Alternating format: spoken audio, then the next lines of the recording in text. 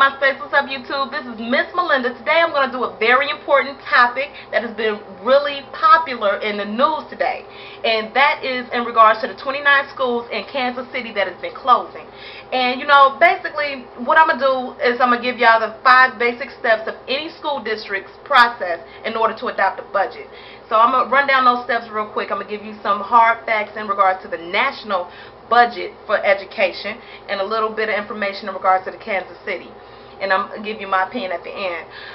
The 5 basic steps in the school budget process, this is any district around the nation, is 5 basic steps that the school board has to follow in order to adopt a budget. Step number 1, the budget has to be initiated by the top executives, more specifically the superintendent or the chief business officer. Step 2, the proposed budget or summary of the major elements that are detailed in the school budget is presented to the school board. Step 3, before the budget can be adopted, it has to be made available to the city's view via internet or anything like that. It has to be public. Step 4, the budget process begins with public hearings. And the final step, after the hearing, the board adopts the budget decision.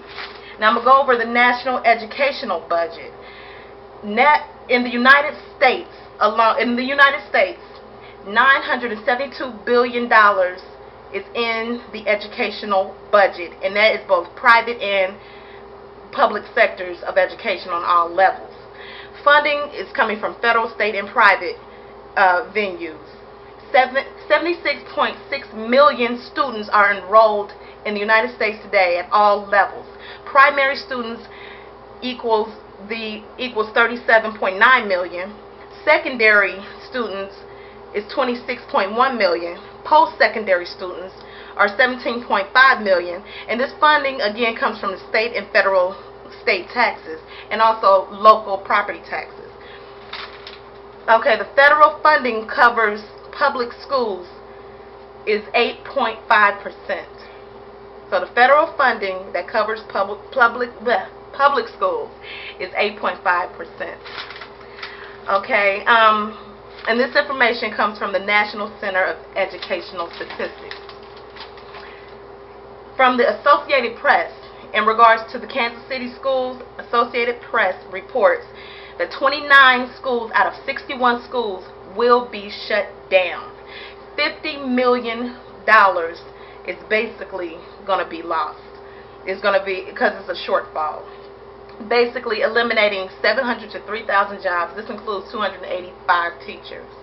This translates into $23.5 million in lost funding. Basically, the fewer the students, the less money from the state. Now, the hard questions are, what is going to happen to our youth? Where are youth going to go? They're closing down these schools. What are they going to do? Overcrowd the remaining schools? And why is our education for our youth being placed at the back burner? And why isn't it enough funding for our schools? These are real hard questions. And real easy to answer, though. It depends. Why is it that we don't have enough funding? We have all this bailout money for all these companies, all these car companies, these banks, but we are putting our children's education at the back burner. I'm going to give you an example, a perfect example of how society is putting our youth education at the back burner. And remember, keep in mind that these are our future lawyers, politicians, doctors, teachers. These are our future. Why are their education being sacrificed? I'm going to give you an example. I live in Cincinnati, Ohio. As you can probably remember, 7 to 10 years back, they built a new stadium. You mean to tell me they can pass a levy in order for taxpayers to pay for a brand new stadium which costs well into the millions, but they can't keep schools open? This is just an example. I know it's in Cincinnati, Ohio, but I'm quite sure the Finance Committee in Kansas City has other options other than closing 29 schools out of 61. This is our children's education. Government funding should be available. It's millions and millions of dollars being put out there for government funding. I know education is definitely on the list. How is it that 29 schools are being closed? This should not even be an issue.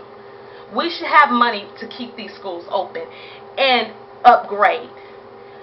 This is just a prime example how society is placing our children's education to the back burner. In my personal opinion, I feel like it's all politics.